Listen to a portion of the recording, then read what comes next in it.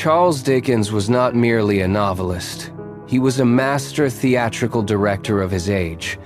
He breathed life into over 1,500 characters, transforming his own traumatic childhood into a stage.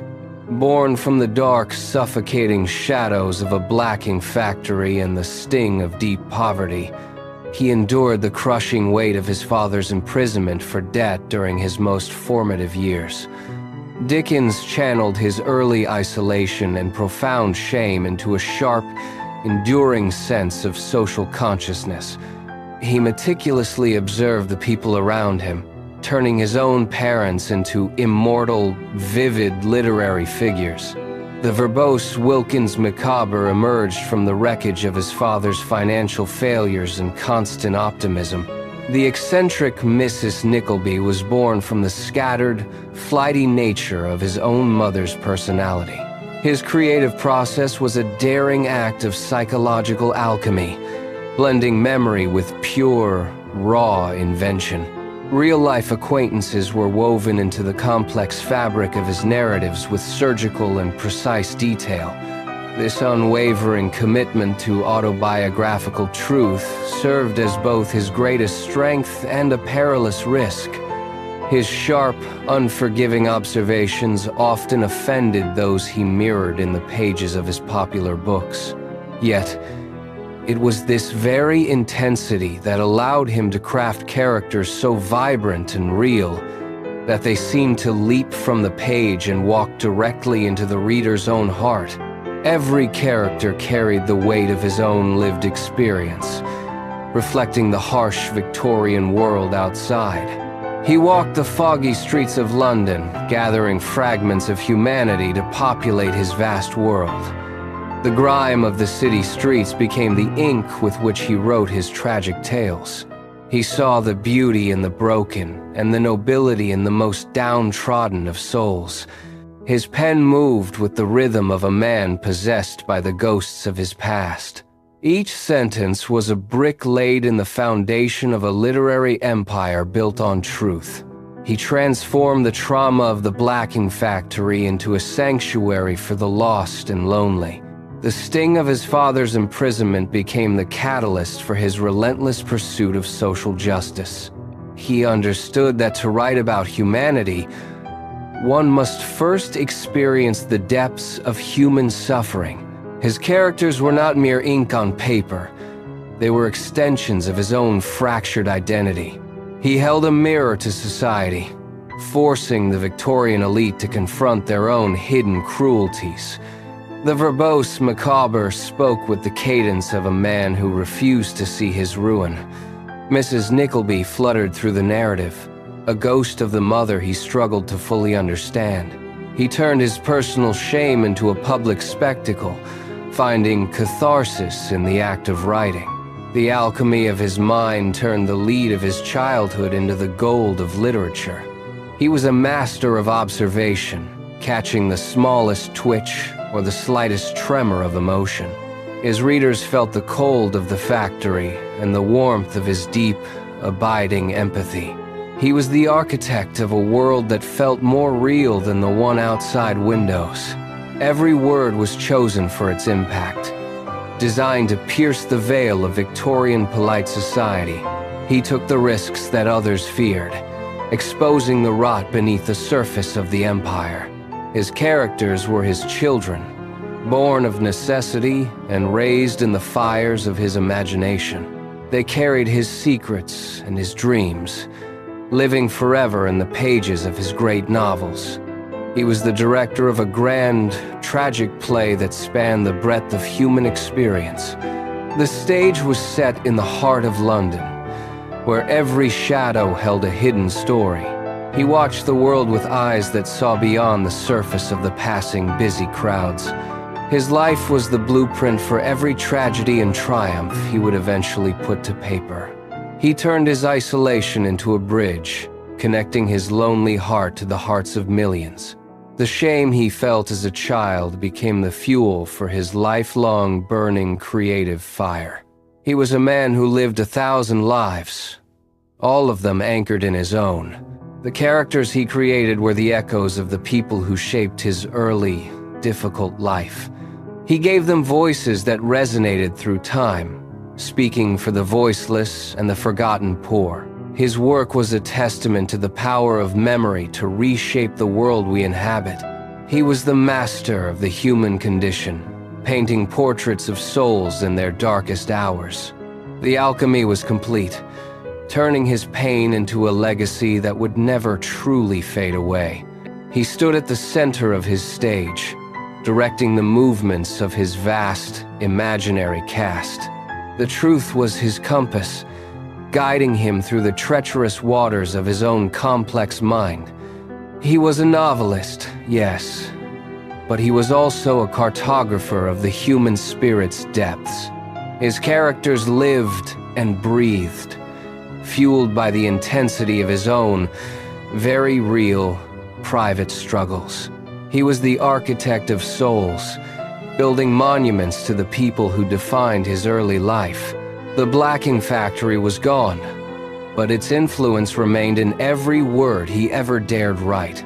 He was the voice of the Victorian age, speaking the truths that others dared not whisper.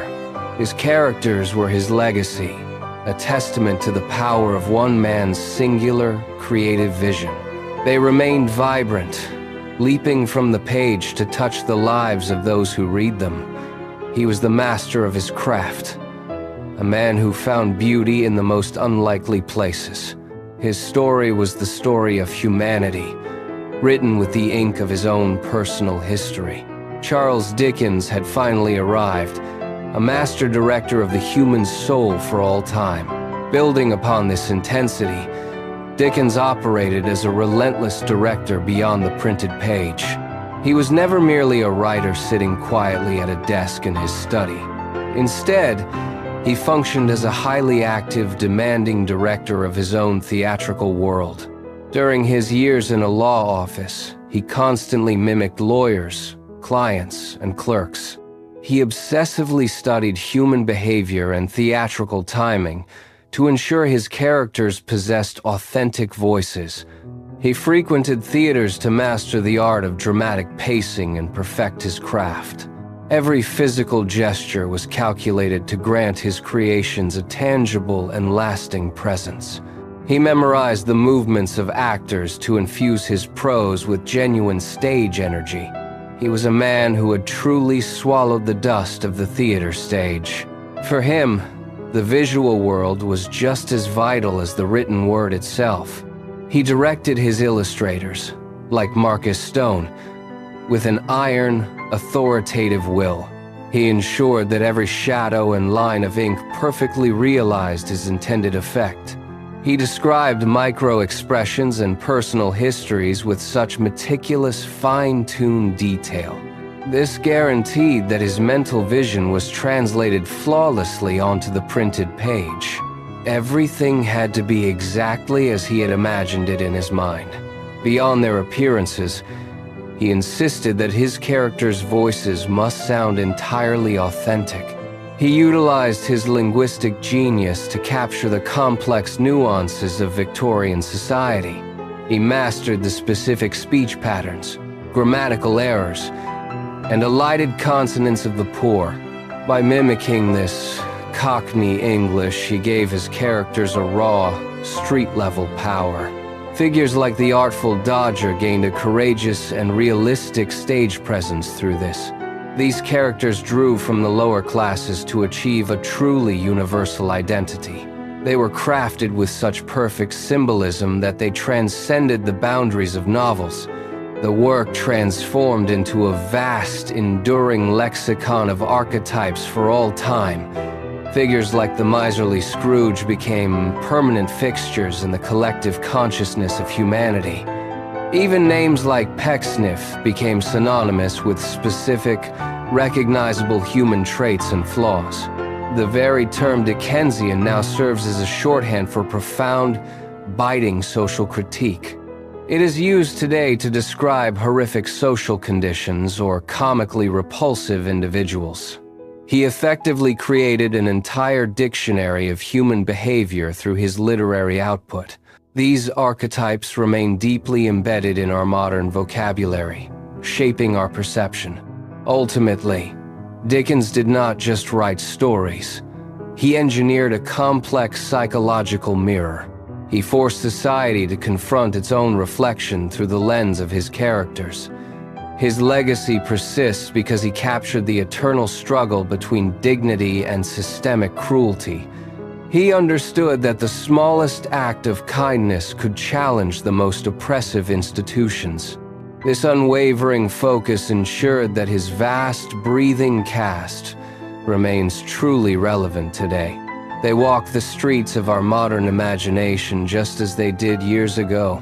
Dickens transformed the ink of his pen into the lifeblood of a timeless stage. His observation was not just a hobby, but a core component of his genius. He watched the world with the intensity of a hawk hunting for truth. Every encounter in the city was a potential audition for his next masterpiece.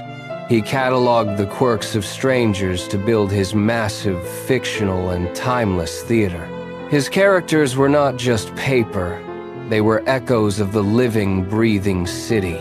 He breathed life into them until they seemed to step off the page.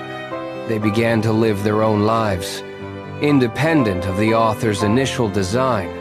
This was the miracle of his creation, a process both calculated and deeply intuitive. He managed a cast of over 1,500 characters with effortless, artistic precision. Each one served as a vessel for his critique of the Victorian era. He turned the mundane into the extraordinary through his unique, observant narrative lens. The stage was set, the lights were dimmed, and the performance began anew.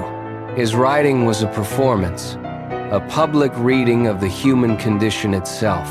He demanded perfection from his illustrators to match the perfection in his prose.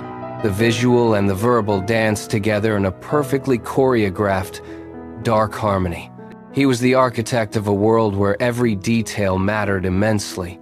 His characters were the actors, and the city was his grand, sprawling stage. He captured the essence of humanity in all its messy, tragic, and comic glory. His work remains a testament to the power of observation and creative empathy. He turned the mirror upon us, forcing us to see our own flaws. The Dickensian world is one that we still inhabit in our own time.